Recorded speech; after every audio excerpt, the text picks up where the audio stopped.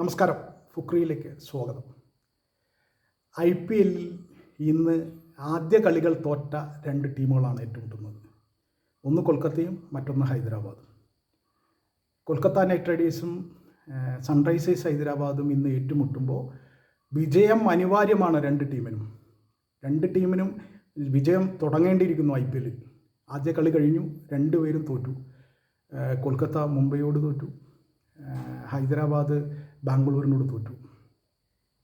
അപ്പോൾ അങ്ങനെയുള്ള ഒരു സാഹചര്യത്തിൽ കളി തീർച്ചയായിട്ടും രണ്ടു പേർക്കും ജയിച്ചേ മതിയാകുള്ളൂ. രണ്ടുപേരും ഏത് നിലയിലും ജയിക്കാൻ വേണ്ടി തന്നെ ഇറങ്ങും. അതാണ് ഇന്നത്തെ മത്സരത്തിൻ്റെ ഹൈലൈറ്റ്.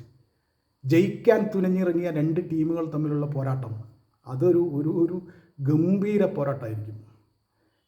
അപ്പോൾ അത് തീർച്ചയായിട്ടും ചെറിയ കാര്യങ്ങളല്ല. കൊൽക്കത്തയെ സംബന്ധിച്ചിടത്തോളം അവരുടെ ബൗളിങ്, അതായത് ഹർഷിത് റാണയും ആകാശ്ദീപ് സിംഗും ഇപ്പോൾ പരിക്കേറ്റ് ഈ സീസൺ കളിക്കാൻ പറ്റില്ല എന്ന് തീരുമാനിക്കപ്പെട്ടതോടെ തന്നെ അവർക്ക് വലിയ നിലയിൽ തിരിച്ചടിയായി. ആദ്യത്തെ കളിയിലൊക്കെ ഒരു രണ്ടാം നിര ബൗളർമാരുമായിട്ട് ഇറങ്ങി കളിക്കേണ്ട ഒരു അവസ്ഥയുണ്ടായി. പിന്നെ അവരുടെ ഒരു മേജർ ചങ്കായിട്ടുള്ള രണ്ട് സ്പിന്നേഴ്സ് ഉണ്ട് അവർക്ക്, വരുൺ ചക്രവർത്തിയും സുനിൽ നാരായണനും. പക്ഷേ വരുൺ ചക്രവർത്തി തീരെ ഫോമിലല്ല. 2020 ലോകകപ്പിൽ ഇന്ത്യക്ക് വേണ്ടി കളിക്കുമ്പോൾ നമ്മളത് മനസ്സിലാക്കിയതാണ്. സുനിൽ നാരായണന് പഴയ തിളക്കമൊന്നും ഇല്ലിപ്പോൾ. സുനിൽ നാരായണൻ ഉണ്ടോ ചോദിച്ചാൽ ഉണ്ട്, അത്രേ പറയാൻ പറ്റൂ. അങ്ങനെയാണ് സ്പിൻ ഡിപ്പാർട്ട്മെൻറ്റിൻ്റെ അവസ്ഥ. പേസ് ബൗളിങ്ങിൻ്റെ കാര്യമാണ് നേരത്തെ പറഞ്ഞത്. ഹർഷിത് റാണി ആകാശ്ദീപ് സിംഗും പുറത്തു പരിക്കായതോടുകൂടി വലിയ ബുദ്ധിമുട്ടായി കൊൽക്കത്തയുടെ കാര്യം. പിന്നെ അവർക്ക് ബാറ്റിങ്ങിലാണ് അവരുടെ പ്രതീക്ഷകൾ മുഴുവൻ. അത് എങ്ങനെ വരും എന്നുള്ളത് ഇത്തവണ, പ്രത്യേകിച്ച് അജിങ്ക്യ രഹാനെ, അവരുടെ ക്യാപ്റ്റൻ അജിങ്ക്യ രഹാനെ തീർച്ചയായിട്ടും നല്ല ഫോമിലാണ്.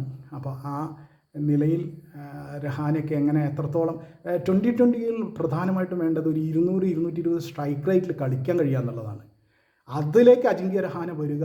ഇപ്പോൾ 150-160 അദ്ദേഹത്തിൻ്റെ സ്ട്രൈക്ക് റേറ്റ്, പരമാവധി പോയ 180. അതൊരു കൂട്ടുക തന്നെ വേണം. അങ്ങനെ വന്നാൽ കൊൽക്കത്തയ്ക്ക് വലിയ സാധ്യതയുണ്ട്. അദ്ദേഹത്തിൽ ഒറ്റയ്ക്കൊന്നും നടക്കില്ല. അവർ വലിയ പൈസയ്ക്ക് വാങ്ങിയ പല താരങ്ങളുമുണ്ട്. അപ്പോൾ അവരെയൊക്കെ മുൻനിർത്തി കളിയിൽ അവർക്ക് മുന്നേറിയേ പറ്റുള്ളൂ. അത് ആ നിലയിൽ തന്നെ അവർക്ക് മുന്നേറിയാൽ, ബാറ്റർമാർ വിചാരിച്ചാലേ അവർക്കൊരു 60% രക്ഷയുള്ളൂ. കാരണം ബൗളിങ് ആൾറെഡി വീക്കാണ്, ഇറങ്ങുന്നതിന് മുമ്പ് തന്നെ വീക്കാണ്. അപ്പോൾ ബാറ്റർമാർ അത് മേക്കപ്പ് ചെയ്തേ പറ്റുള്ളൂ. അപ്പുറത്ത് ഹൈദരാബാദിനെ സംബന്ധിച്ചിടത്തോളം അവർക്ക് അവരുടെ സ്ഥിരം ക്യാപ്റ്റൻ പാറ്റ് കമ്മിൻസ് നേരത്തെ പരിക്കാണ്. അദ്ദേഹം എപ്പോഴാണ് ഇനി കളിക്കുക എന്ന് പറയാൻ പറ്റില്ല ഈ IPL. അപ്പോൾ പിന്നെ അവരുടെ ക്യാപ്റ്റൻ ആയിട്ട് വന്നത് ഇഷാൻ കിഷനാണ്. കിഷൻ ഗംഭീര ഫോമിലാണ്. കഴിഞ്ഞ കളിയിൽ 80 റൺ അടിച്ചു. അടിച്ച് തകർക്കുന്ന ഒരു ഫോമിലാണ്. അവരെ സംബന്ധിച്ചിടത്തോളം അഭിഷേക് ശർമ്മ ഫോമിലല്ല. അത് അവർക്ക് ചെറിയ ബുദ്ധിമുട്ടൊന്നും അല്ല ഉണ്ടാക്കുന്നത്. ട്രാവിസ് ഹെഡും ആദ്യത്തെ കളിയിൽ അങ്ങനെ മിന്നിയില്ല.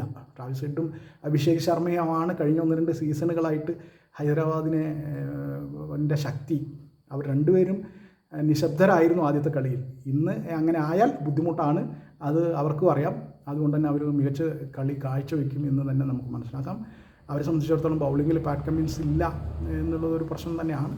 പക്ഷേ എന്നാലും അവർ കൊൽക്കത്തയുടെ അത്ര ദുർബലരായിട്ടില്ല ഈ ബൗളിങ്ങിൻ്റെ കാര്യത്തിലായാലൊക്കെ. അപ്പോൾ തീർച്ചയായിട്ടും ഇന്ന് ആര് ജയിക്കും? ഇന്ന് തുല്യ ശക്തികളുടെ പോരാട്ടം തന്നെയാണ്. പക്ഷേ ഈ പരിക്കുകൾ കൊൽക്കത്തയ്ക്ക് വലിയ ബുദ്ധിമുട്ടുണ്ടാക്കിയിട്ടുണ്ട്.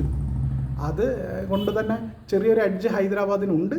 അതൊരു ചെറിയൊരു മുൻതൂക്കമാണ്. അതൊന്നും ക്രിക്കറ്റിൽ, പ്രത്യേകിച്ച് 2020 ക്രിക്കറ്റിൽ അതാത് ദിവസത്തെ കളിക്കനുസരിച്ചിരിക്കും. ഫോമും സ്ഥിരതയൊന്നും അവിടെ പ്രധാനപ്പെട്ട ഒരു കാര്യമായിട്ട് വരുന്നില്ല.